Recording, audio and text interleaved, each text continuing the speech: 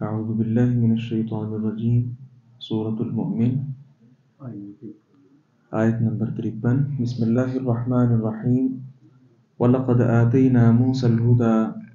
وَأَوْرَثْنَا بَنِي إِسْرَائِيلَ الْكِتَابَ وَلَقَدْ آتَيْنَا اور بلا شبہ ہم نے دی موسیٰ علیہ السلام کو الہدى ہدایت وَأَوْرَثْنَا بَنِي إِسْرَائِيلَ الْكِتَابَ اور ہم نے بنو اسرائیل کو کتاب کا وارث بنایا ہدی و ذکریٰ لأولی الالباب جو عقلوں والوں کے لیے ہدایت اور سراسر نصیحت تھی فاصبر پس آپ صبر کیجئے ان وعد اللہ حق یقیناً اللہ کا وعدہ سچا ہے واستغفر لذنبک اور اپنے گناہ کی بخشش مانگ وسبح بحمد ربک بالعشی والابکار اور دن کے پچھلے پہر اور پہلے پہر اپنے رب کی حمد کے ساتھ تسبیح کیجیے۔ گزشتہ آیات میں ہم نے انبیاء کرام علیہ السلام کی نصرت اور تائید کے حوالے سے پڑھا تھا۔ اس آیت مبارکہ میں بھی اس کی تفسیر اور اس کا بیان ہے کہ اللہ رب العزت نے موسیٰ علیہ السلام کو ہدایت پر رکھا اور ان کے بعد ان کو جو ملنے والی کتاب تھی بنو اسرائیل کا اس کتاب کو اللہ رب العزت نے وارث بنا دیا۔ اور ایسا ہی ہوا کرتا ہے کہ جب کوئی نبی آتے ہیں وہ اس دنیا سے چلے جاتے ہیں تو ان کی جو وراثت ہوتی ہے وہ درہم دینار مال و دولت ساز و سامان مال و متاع یہ نہیں ہوتی بلکہ ان کی لائی ہوئی شریعت ہوتی ہے۔ جو آدمی اس پر کاربند ہو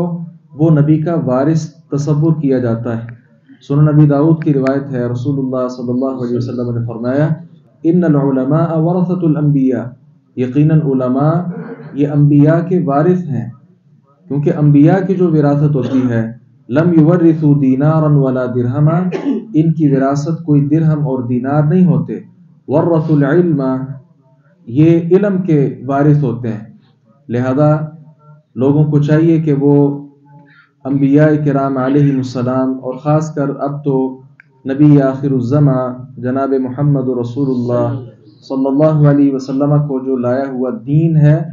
اس کو حاصل کرے اور اس کو آگے حتی الامکان پہنچانے کی کوشش کرے کہ یہ آپ کی وراثت ہے۔ اس کے ساتھ ہی اللہ تعالیٰ نے فرمایا کہ یہ جو ہم نے بنو اسرائیل کو کتاب کا وارث بنایا تھا یہ کتاب سراسر ہدایت اور اس کے اندر عقلوں والوں کے لیے نصیحت تھی۔ اس کے ساتھ ہی موسیٰ علیہ السلام کا چونکہ ہم پہلے بھی کئی بار تذکرہ پڑھ چکے اور آپ جانتے ہیں کہ کس طرح ان کو مصائب اور تکالیف سے دوچار ہونا پڑا، یہ ذکر کر کے ساتھ ہی اللہ تعالیٰ نے نبی مکرم صلی اللہ علیہ وسلم کو مخاطب فرما کے کہا کہ اب آپ صبر کریں کیونکہ آپ کو بھی بہت زیادہ تکالیف کا سامنا کرنا پڑ رہا تھا، اس لیے آپ نے فرمایا صبر کیجئے کیونکہ اللہ کا جو وعدہ ہے وہ سچ ہو کر ہی رہے گا۔ ساتھ ہی کہا کہ آپ اپنے گناہ کی اللہ تعالیٰ سے معافی بھی مانگیں اور صبح اور شام اللہ تبارک و تعالیٰ کی تسبیح جو ہے وہ کریں۔ سبحان اللہ، قربان جائیں پیغمبر علیہ السلام نے اللہ تبارک و تعالیٰ کا یہ حکم مانتے ہوئے استغفار کی کثرت شروع کر دی، حتیٰ کہ صحیح بخاری کے اندر حدیث موجود ہے، ابو ہریرہ رضی اللہ عنہ راوی حدیث ہے، آپ نے فرمایا واللہ انی لاستغفر اللہ واتوب الیہ فی الیوم اکثر من 70 مرہ، اللہ کی قسم ہے میں دن میں اللہ تبارک و تعالیٰ سے 100 مرتبہ استغفار کر لیتا ہوں۔ اور بعض احادیث میں ایک مجلس کا لفظ بھی ہے کہ ایک مجلس میں بیٹھا بیٹھا میں اللہ تعالیٰ سے اتنا زیادہ استغفار کر لیتا ہوں۔ یہاں سوال یہ ہے کہ قرآن پاک سورۃ الفتح کے آغاز میں تو اللہ تعالیٰ نے فرمایا کہ ہم نے آپ کے اگلے پچھلے سب تسامحات کو معاف کر دیا ہے، تو یہاں گناہوں کی معافی مانگنے کا تذکرہ ہے۔ اس کا جواب بڑا آسان ہے کہ یہ جو سورہ مبارکہ ہم پڑھ رہے ہیں یہ مکی آیات ہیں، جبکہ سورۃ الفتح مدنی ہے، تو مدینہ میں جب آپ تشریف لائے تب اللہ تبارک و تعالیٰ کی طرف سے یہ نوید سنائی گئی تھی، اس سے پہلے تو ایسا نہیں تھا، لہذا آپ اپنے گناہوں کی معافی اللہ تبارک و تعالیٰ سے مانگتے تھے۔ اچھا، یہ نبی علیہ السلام کے گناہ تھے کیا؟ اس کے متعلق بھی ایک ہے کہ ہم اپنی بات کریں، خود نبی مکرم صلی اللہ علیہ وسلم نے فرمایا، اور یہ صحیح مسلم کی حدیث ہے، کوئی عام حدیث بھی نہیں کہ جس کے متعلق کو شک کیا جائے۔ آپ نے فرمایا انہو لیغان علی قلبی، میرے دل پر بس اوقات پردہ سا آ جاتا ہے، وانی لاستغفر اللہ فی اليوم 100 مرہ، اس لیے میں اللہ تبارک و تعالیٰ سے دن میں 100 مرتبہ معافیاں مانگتا ہوں۔ تو ہر انسان سے جو تقصیر ہے وہ ممکن ہے، اس لیے ہر انسان کو چاہیے کہ جب ہمارے نبی اتنے زیادہ مرتبہ اللہ تعالیٰ سے استغفار کرتے تھے، ہماری خطائیں تو پھر ان کا شمار ہی نہیں کیا جا سکتا کہ کتنی زیادہ ہیں۔ اور پھر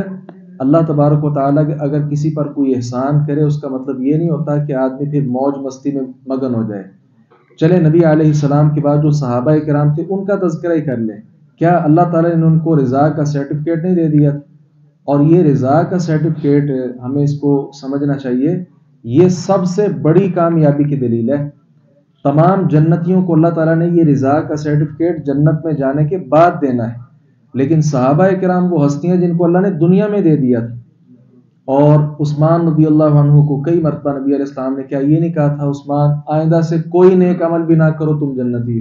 اور کتنے صحابہ کرام کو جنت کی بشارتیں دیں۔ تو اس کا کیا مطلب تھا کہ صحابہ نے جنت کی بشارت لے کر گھر میں بیٹھنا شروع کر دیا؟ نہیں، پہلے سے زیادہ عمل شروع کر دیا۔ اس لیے ہمیں بھی چاہیے کہ استغفار جو ہے